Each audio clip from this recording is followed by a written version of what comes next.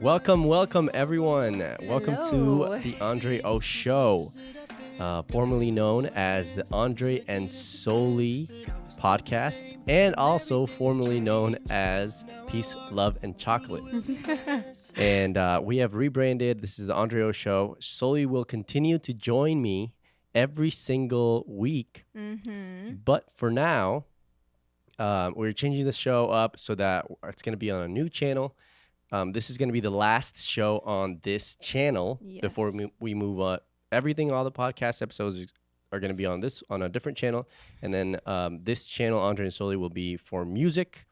And we're actually very, very happy to be doing a live show. This is, we love to do this every time. Yeah, this way Andre will be able to make a lot more content. I'm usually busy with the babies, and so yeah, this is a fun little change, but I'm actually really excited because we'll still be able to do the podcast, but Andre will also be able to do his show, and you'll have a lot more content too. So. Yes. And also, if you're wondering why I look like I have a black eye, it's because I do. We had a fight, and then Soli punched me. With this diamond right here? With the ring, and she just, bam, just punched me in the eye. And I went, "What's wrong with you, woman?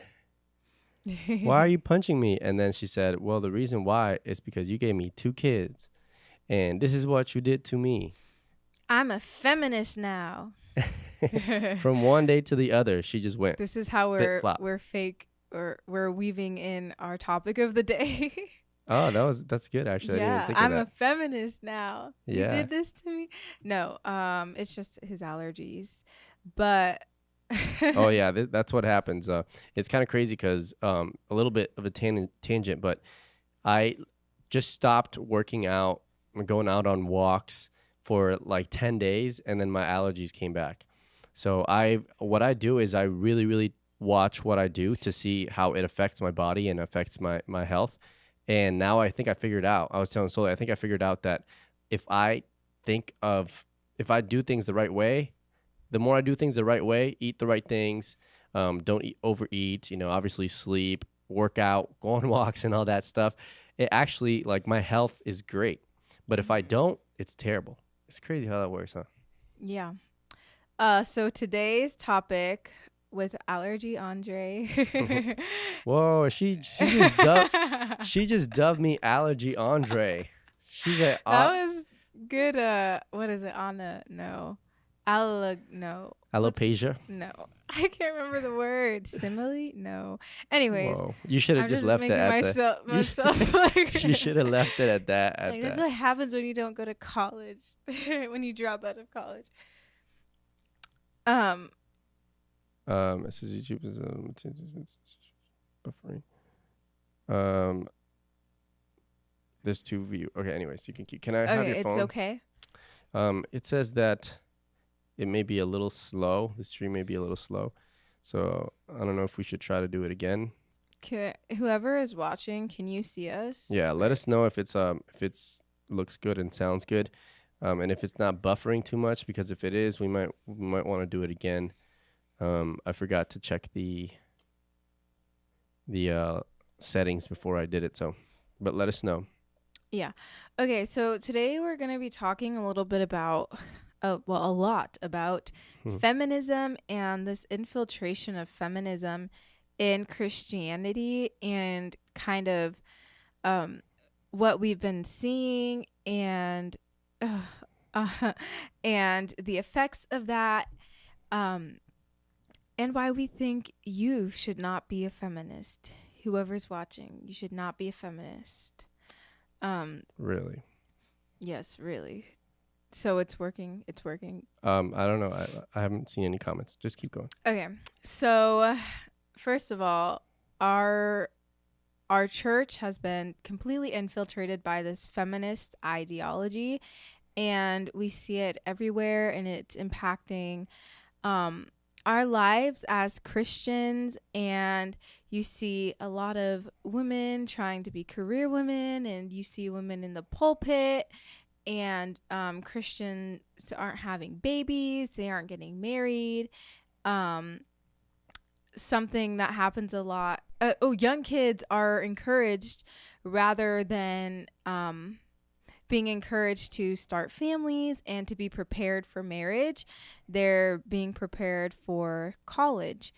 And that's something that I actually thought about the other day is every single church has not every single church. A lot of churches at the end of school years, they recognize the graduates. Mm-hmm. And I thought of this the other day. I was like, they just automatically assume, the pastor will say, "So what are your plans for after school?" Or, "Yeah, what are your plans now that you've graduated?" And, "Are you going to college or work?" And no female has ever said, I'm just gonna, stay home and really work on becoming a wife." And I mean, obviously they probably wouldn't go this in depth anyways, but none of them say, "I'm going to be a wife and a mother. I don't want a career. I don't plan on going to college." Never, ever, ever. And Never I mean, never, not ever. Not ever, ever. And I mean, the churches that I've gone to, for the most part, they've been conservative. They haven't been, super, super politically expressive. But most of them, they're pro-life and they're just not very liberal. I've never really been on a church with like women in leadership or anything like that. But you still don't have young girls being taught to be wives and mothers. So that's just one example of how it has infiltrated that I thought of. But do you have any words to add to this? Well, I want to know if there are any feminists watching. That's what I want to know. This is usually slow, so I don't know if this is. If you're watching this, and it's fine, can you comment down below, because I can't tell if it is or not. So let us know if it's fine. But if there are any feminists watching too, and they would like to be on our show, then let us know, because I'd love to talk with feminists. I think most of the time what happens is that feminists think that everyone should just think that way. That the norm actually is feminism across the board for both men and women today. It's been like promoted so much that that's the norm. Everyone thinks that like if you think anything other than a feminist belief, then you're automatically evil. I think that's how people see anything that you say or that I say that is not from the feminist perspective. All of a sudden it's deemed evil. Like, you are evil. You hate women. You either hate yourself as a woman or I hate women. Like that. Those are the options. There's no other options in that. So, that's what I would say to that. Okay. So what are some other ways though that you have seen like feminism infiltrate in the church and like the downfall of that for us as Christians? In the church? It looks good, by the way. Okay, nice. In the church? Yeah. I mean, you look at it's people everywhere. Like I said, it's the same thing. It's everywhere. Like you don't just see it in like a certain sect of Christianity. Not to say like a cult or anything, but just you don't see it in one denomination. Yeah. You see it everywhere. Yeah. Because you see, like most pastors nowadays, I say 99% of pastors, they will never talk about feminism from the get-go. They will never say, this has always been the wrong thing. This has always been wrong from the very beginning.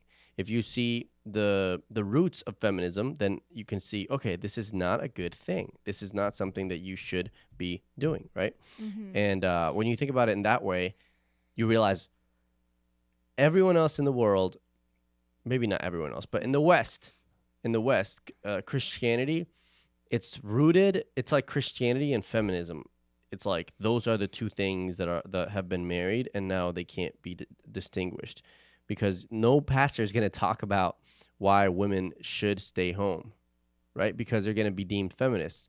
Why it's best for a mother to take care of her own children. Not feminist, but misogynist, or it's going to be deemed Misogynistic. Yeah, well, I think of people too, like, because feminism, it is like trying to be married, quote unquote, to Christianity. When you have women in Christianity that are feminists and they have a big platform, a lot of people tend to gravitate to these people, to these women, and a lot of times they are just like off the rails with like being woke. And I think of people like Beth Moore. She keeps spouting all this wokeism, and she's always trying to get into it with these different pastors online. And I'm like, that is just so wrong. And women and That's the men are norm. like, wow, they look up to her, and she has And book that's the norm. studies, That's Bible studies, devotionals, different things, so many resources for women, as if she's somebody that we should be looking up to. and that's the norm. That's the norm for women today, is to say, if if you notice, if there are women that are prevalent, that's the word. Well, I don't know where you're going. Well, is that a word? Prevalent? Yes, it is a Okay, word. so that's the word. In the Christian sphere, then they will be most of the time. Like, I can't honestly think of one that respects the authority of men. That goes out and says, women, you should respect your authority. They don't talk about that. It's the opposite. All they talk about is how can we lessen the authority of men. Yeah. And I'm not talking about putting men before God or anything like that. There's a way. There's a hierarchy to how God set things up, and women don't talk about that. They simply don't. And then it goes to show, okay, well, why don't they talk about this? The reason why they don't talk about this is because they literally don't believe it. They're going against what the Bible says, and therefore they're proving what the Bible says about women preachers wrong. And that's something in the church, but honestly, like, I find it annoying in all spheres, not just in the church. Yeah. Well, so they say that feminism is just about equality. And I even have, like, because my whole like Instagram platform is basically like, not all of it, but I do talk a lot against feminism. And a lot of these Christian women think that I have too extreme of a viewpoint. And they say, well, feminism is just about equality, and it's just about women having the choice, not being forced into the life of being a wife and a mother. And so I wanted to just read some quotes from some feminists that are esteemed and that have had a very, very big influence in feminism and, thus in our whole culture. And I just wanted to read them, and I want you to ponder, especially if you're watching this and you do have more feminist leanings as a Christian. I just want you to ponder and think about how you can accept these viewpoints and these beliefs of these feminist women. And like I said, this is not just like some fringe, like, like cherry picking some random lady. These women are very renowned feminists. So the first one, you've probably heard of her, maybe, is Betty Friedan. This is what she says. She says, women who adjust as housewives, who grow up wanting to be just a housewife, are in as much danger as the millions who walked to their own death in the concentration camps. Wow. They are suffering a slow death of mind and spirit. Wow. Can you read that again? Women who adjust as housewives, who grow up wanting to be just a housewife, are in as much danger as the millions who walked to their own death in the concentration camps. Wow. They are suffering a slow death of mind and spirit. So, and Okay, that's why I want to say something. See, this is the reason why when people look at you and they look at people like us, they literally think that you hate yourself and that you are into your, like, she's so dumb. Like, you're walking into your own demise. Because that's why the very first feminists, this is what they believed. And so they brainwashed everyone else. And now they literally think that if a woman says, you know what, I want to take care of my husband, I want to take care of my children, I want to serve my husband and take care of my children, and I want to be a homemaker, and that's what I want my focus to be. They take it as, well, that means that you are either dumb or you're like killing your own spirit. That's what they think. Even though feminism is about choice, it's about choice and equality. That's what they say, right? Yeah. Quote unquote. For those of you that are how about just listening.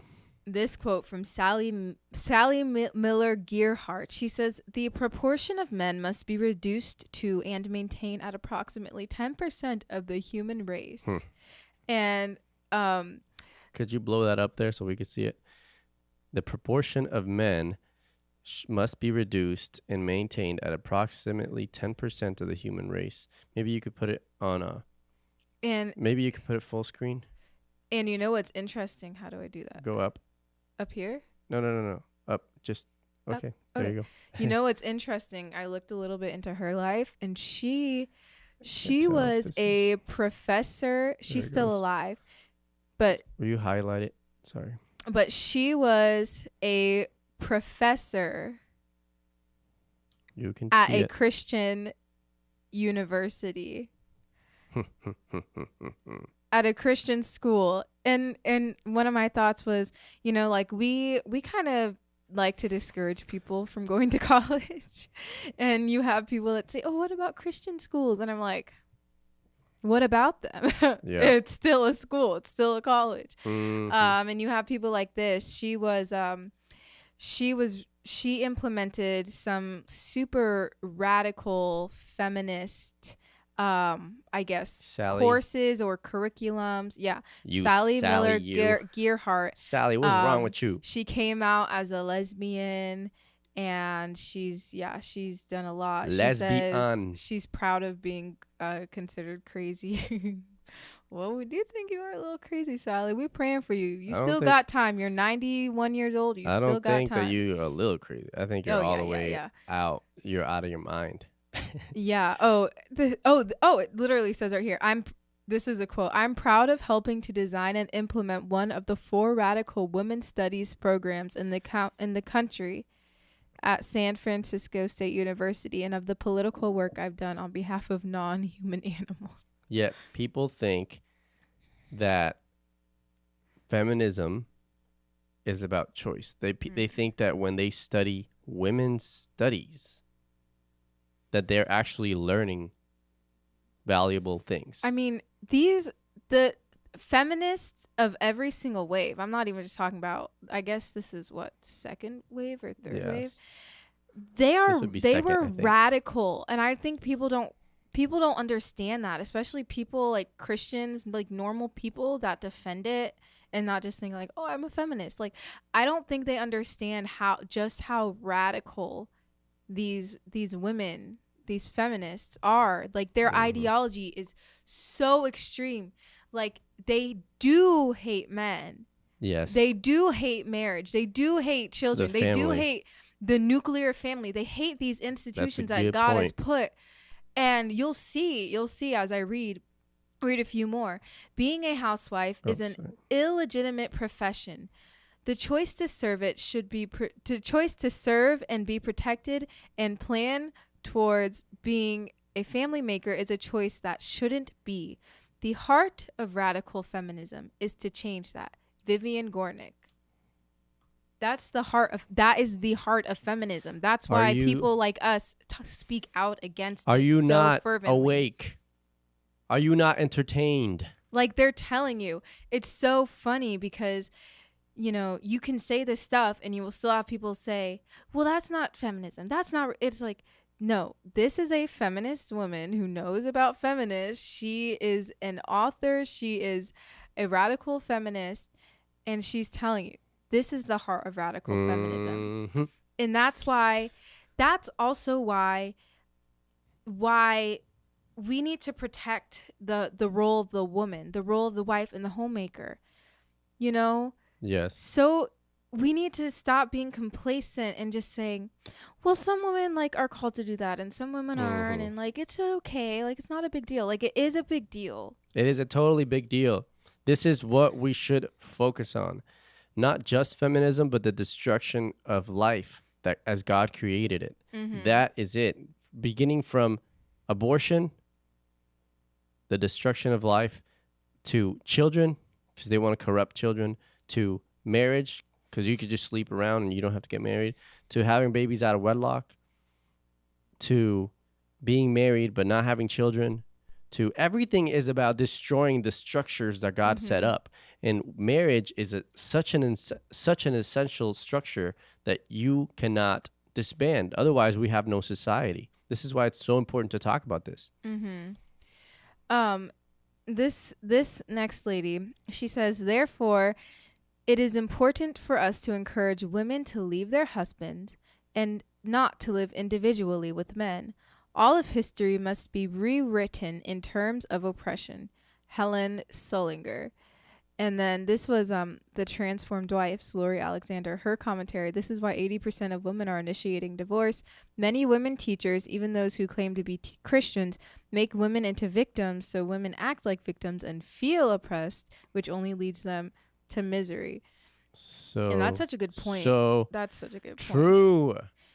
So true. Why are there still Christian feminists? Why are there male feminists?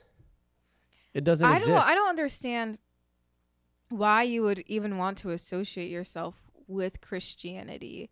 As a feminist? Yeah, because like just look at the writings of Paul, like the Bible. Like the Bible is an essential part of Christianity because I mean for many reasons, but these people established the church. You know, they were filled with the Spirit and he instructed them. Yes. The Holy Spirit instructed them. This is how the church is supposed to be. That's something that I posted about on my Instagram stories last night, that most people think that the feminists, for example, would be better teachers rather than the people who wrote the Bible. So feminists have more wisdom. First wave, second wave, third wave. They had more wisdom than Paul. This is what people believe. They literally believe that if they were to go back in time, that they could lecture someone like Paul or the fathers of the church on areas of sex, of women. They would literally sit there and say, this is how you're supposed to do life. Instead of saying, no, you have walked with Christ. God has chosen you. You are a pillar of the faith. What can I learn from you? Instead of saying that, they would say, let me teach you how you're supposed to think. Yeah. It's crazy. This one is interesting. All sex, even consensual sex between a married couple, is an act of violence perpetrated against a woman. Heterosexual intercourse is the pure, formalized expression of contempt for women's bodies. Wow. Andrea Dworkin. That's insane. What a dork. And once again, this has seeped in so deeply because all you have to do is say, have sex with your husband. Like, just have sex with him tonight. Like, don't say no. Like, you always say no. And then they're like, this is oppression. That's wrong. Like, that's marital rape. I was gonna say, don't say the marital. Too late. And it's like, I just don't want it to affect the algorithm. Yeah, I know.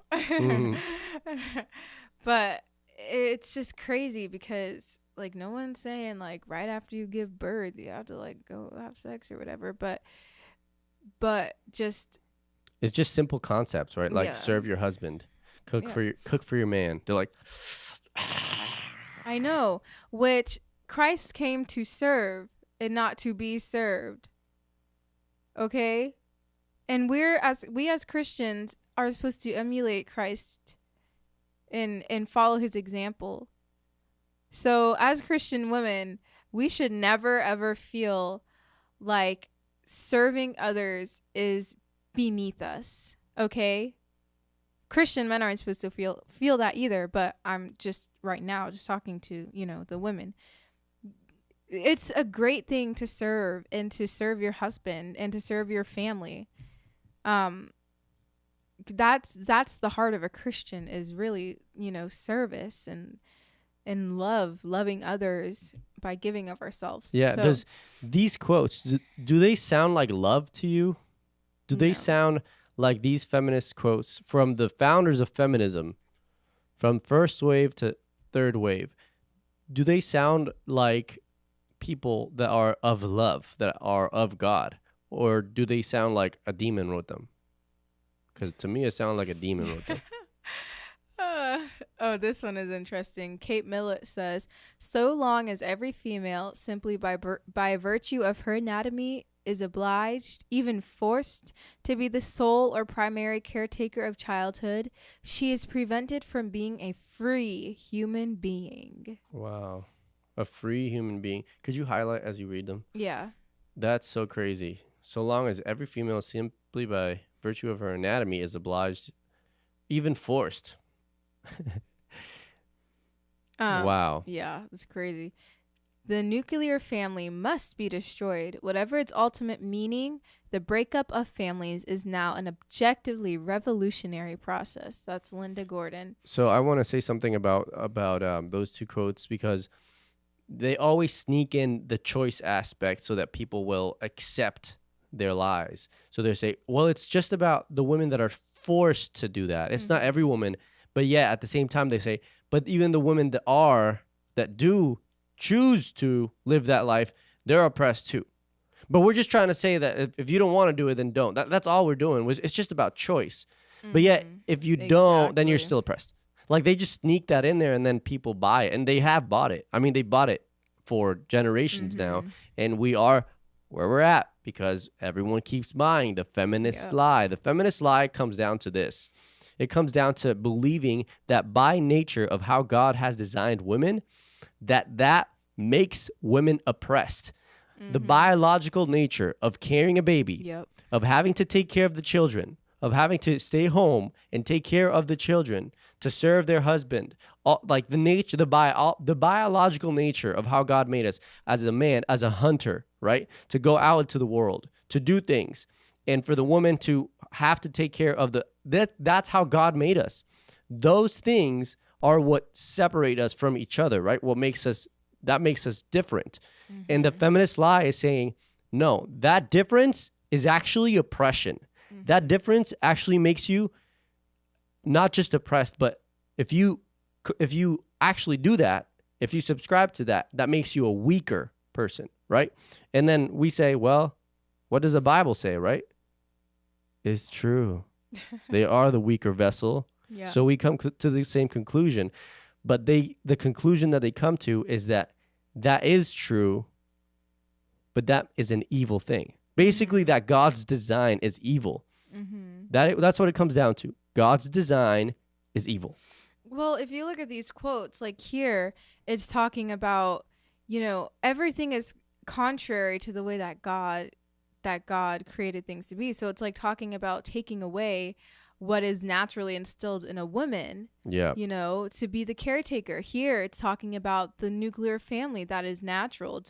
It's normal and natural that men and women get married and are attracted to each other and get married and have children. Like, that's how it's always been. Yeah.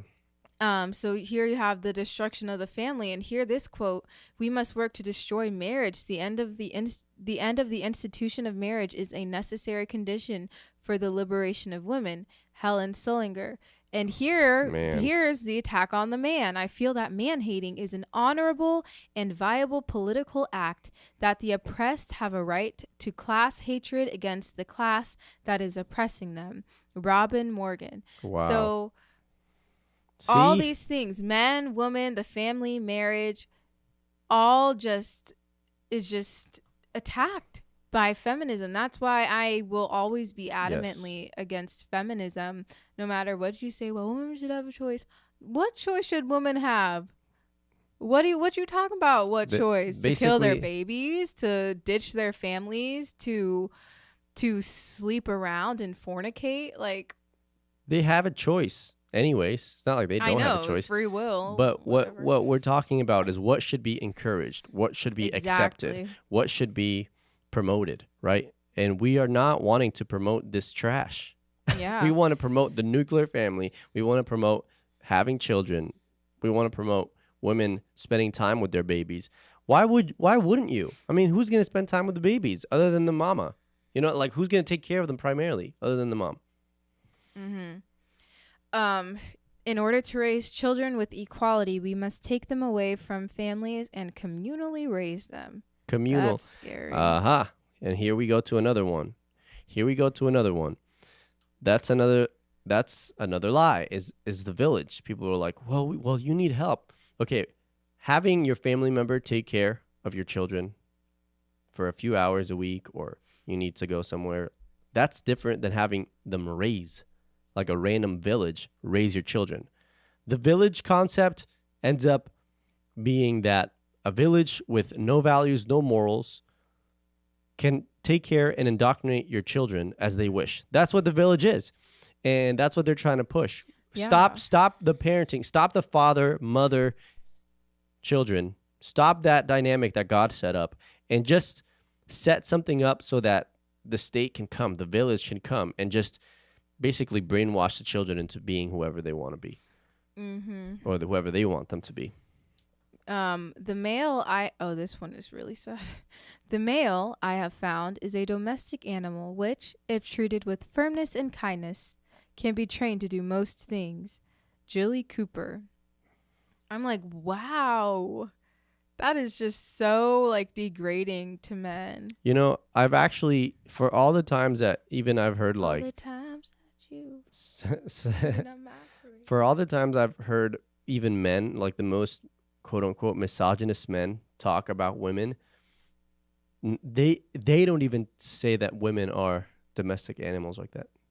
Like, even the men that supposedly hate women, they never call women animals like that. Now they'll call them the bad word, but women literally call themselves a bad bee. But it's so crazy because it's like this hatred is accepted and normal, but when men even like say any truth, it's like, oh no, you just hate women. And then this last one. We can't destroy the iniquities between men and women until we destroy marriage. That's Robert Morgan again. Or Robin, not Robert. Well, nowadays, you never know. You never know. Could be Robert. Could be Robert nowadays.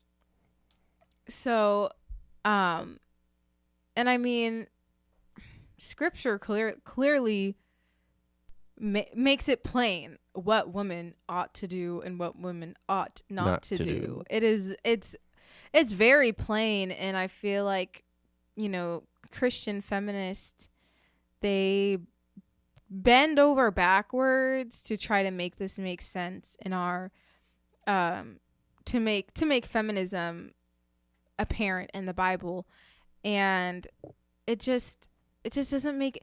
I'm like, okay, so kind of what you were saying earlier. These men, all these years ago, but you're smarter now. Yes. You're enlightened. Like, Christians this has never ever been a widely accepted Christian belief.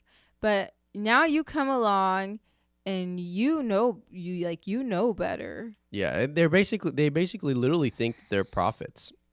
They think they are prophets, that God has revealed them this truth. And it doesn't line up with Scripture. It doesn't line up with anything that any church fathers have ever said. In fact, it's the opposite. Yet they are more enlightened than the church fathers. Yeah, we totally believe you. We were going to show this video, but it wasn't in English. They were speaking French, but they were captions. And these female theologians in France, like 21 female theologians, are coming together to write this feminist commentary on the Bible. And I'm like, Oh my goodness gracious. And some of the things they were saying, I'm like, how did you ever, like, how did you come to that conclusion? And it's just really what it is at the end at the end of the day is just deception, I guess. They've just been deceived by Satan. By they daddy. Yeah. They daddy Satan. But you're gonna say what God wants for women? yeah. It says, so we all know the verse. Make sure you underline as you go. Okay. But as for you, teach what accords with sound doctrine. Older men are to be sober-minded, dignified, self-controlled, sound in faith and love, and in steadfastness. Older women, likewise, are to be reverent in behavior, not slanderers or slaves to much wine. They are to teach what is good, and so train scroll down. And so train the young women to love their husbands. To love their husbands and children, to be self-controlled, pure, working at home, kind and submissive to their own husbands, that the word of God may be reviled. So this accords with sound doctrine.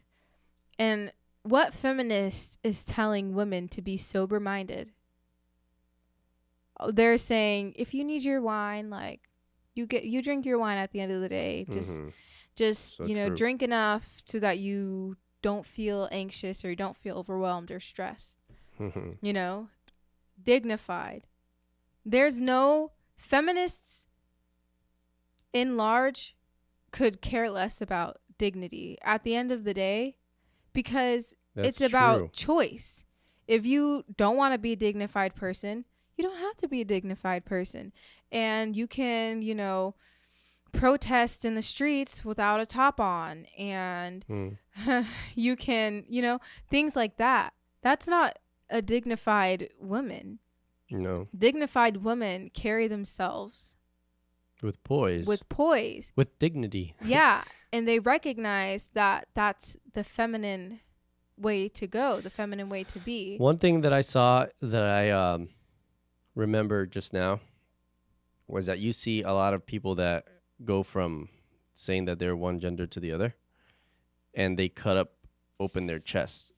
These females, they will cut up their chest and take the fat out because they believe that they're the other one. And those type of people, right? Then they become flat-chested. Those type of people will look at us and still think that they are dignified enough to tell Christians in general that we are the ones that are extremists, that we are the ones that are wrong, and that we are the ones that have no dignity.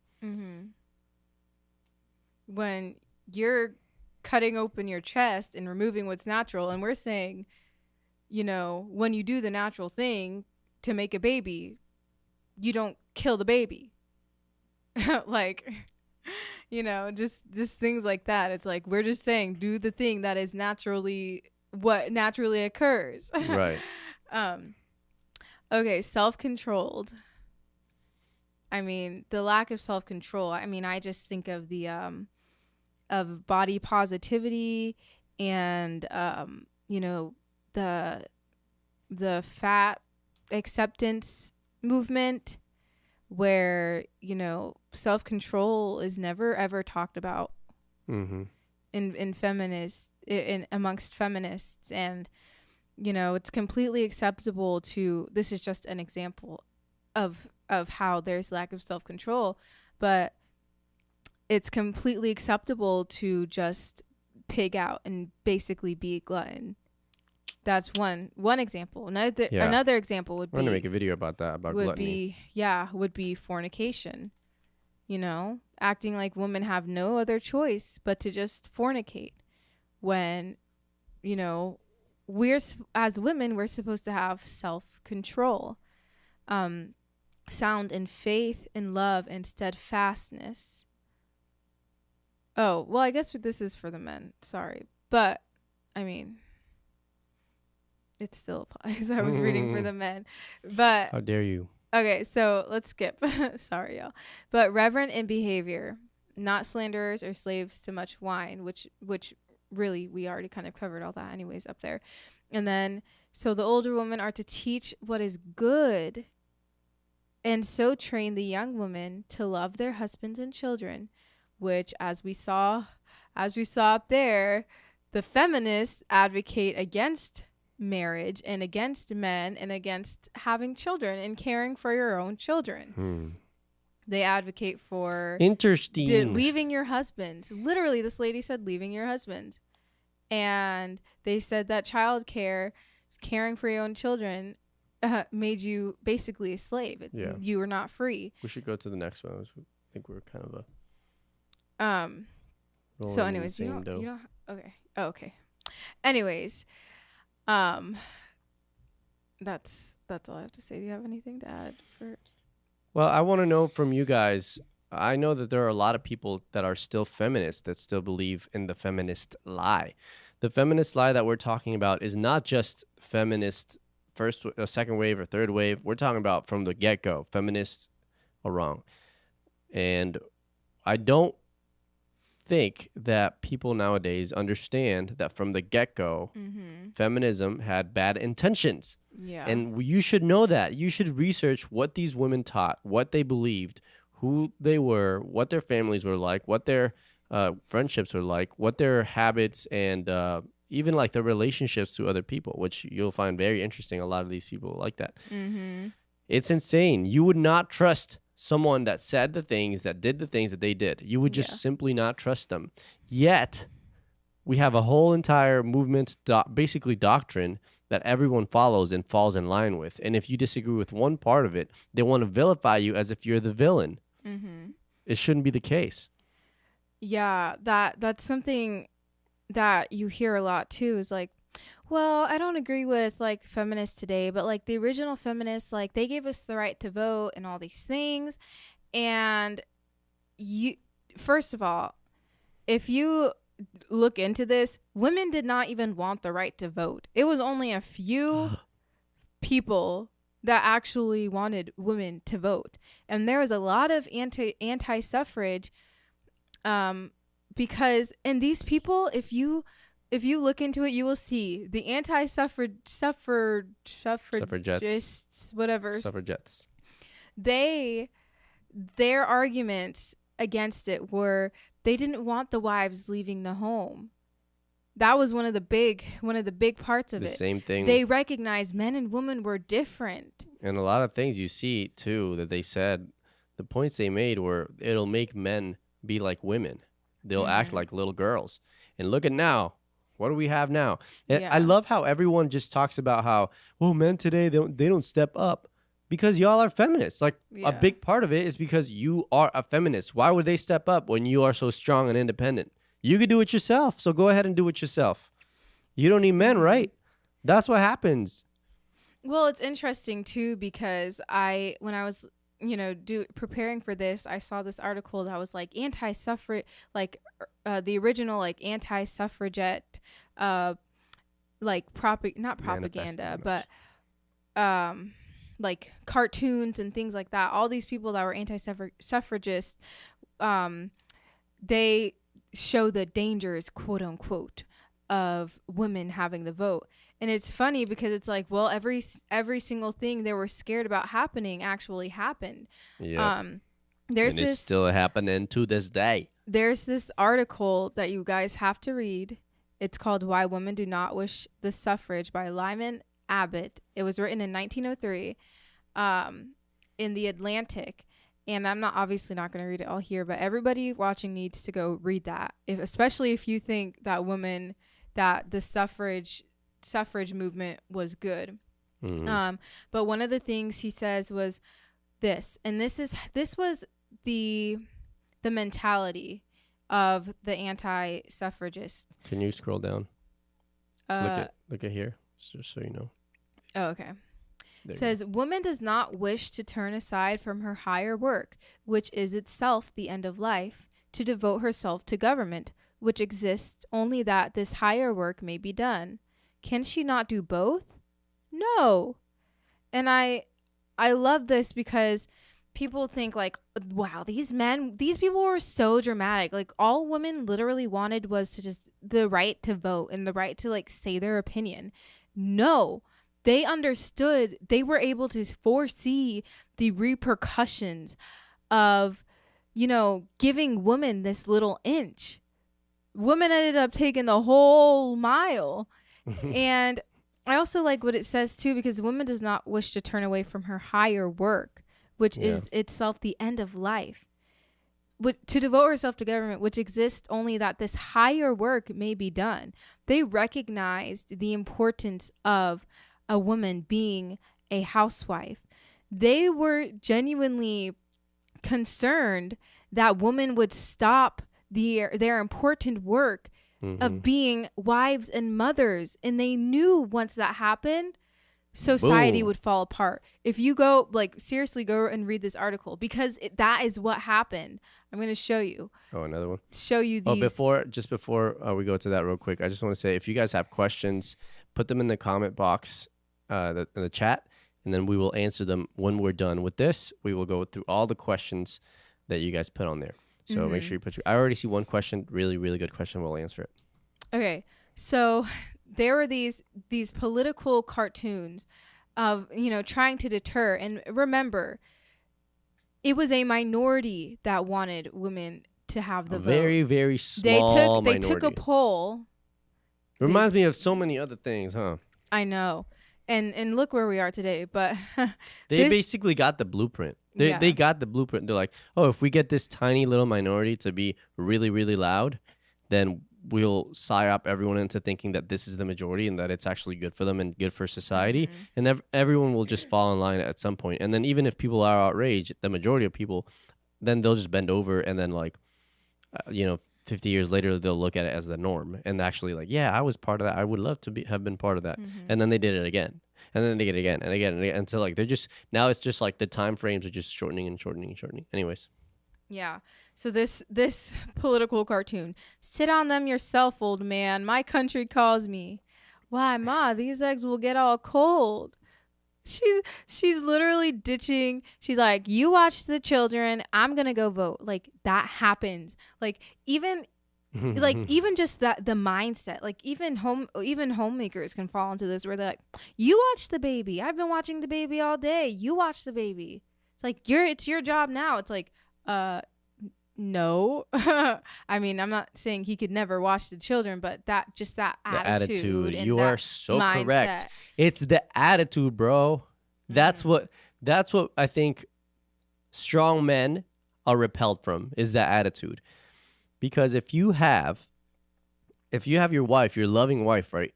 If she's tired, if she's dealing with the babies all day, and then you come home and you're tired and stressed too, and she comes to you and she's like, hi, how are you, honey? Oh, like, could you just hold the baby real quick so I could just sit down for this? And you're like, oh yeah, of course. You know what I'm saying? Like, why can't it be like that? But instead it's like, hold the baby because I've been doing this all day.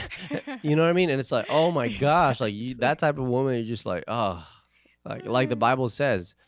The Bible talks about those type of women all the time. Yet this is what women are taught to be like. They're taught to be like the type of woman that the Bible warns against. Yeah.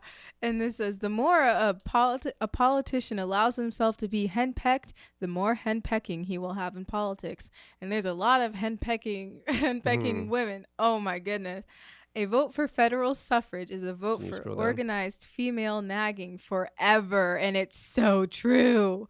Women cannot stop. Yes, if I can, let me see. There you go. American pep, which was the result of a masculine-dominated country, will soon be a thing of the past. These people were so smart. They were so insightful. With the collapse of the male ascendancy in this country, we can look forward to a nation of degeneration. The suppression of sex will ultimately have its harvest in decadence, a phenomenon already beginning. The effect of the social revolution on American character will be to make sissies of American men. Yo. A process already well underway. Guys. Yo. Are we not living in those times? And they were, and are we not living in? This is like a prophecy or something. And they were like, these people were overreacting. These people are showing how quote unquote dangerous. I don't know. That's fine. Oh, there you go. Women's suffrage denatures both men and women. It masculinizes women and feminizes men. The history of ancient civilization has proven that a weakening of the manpower of nations has been but a pre-runner of decadence in civilization. Will you stand for this? Prove that you will not by voting to reject the federal women's suffrage amendment to the Constitution of the United States. Come on, yo. This right there, like they literally predicted everything that was going to It's happen. sad. It's like the why didn't effect we listen of the to social revolution on American character will be to make sissies of American men. Men in America. Uh-oh. That's not good.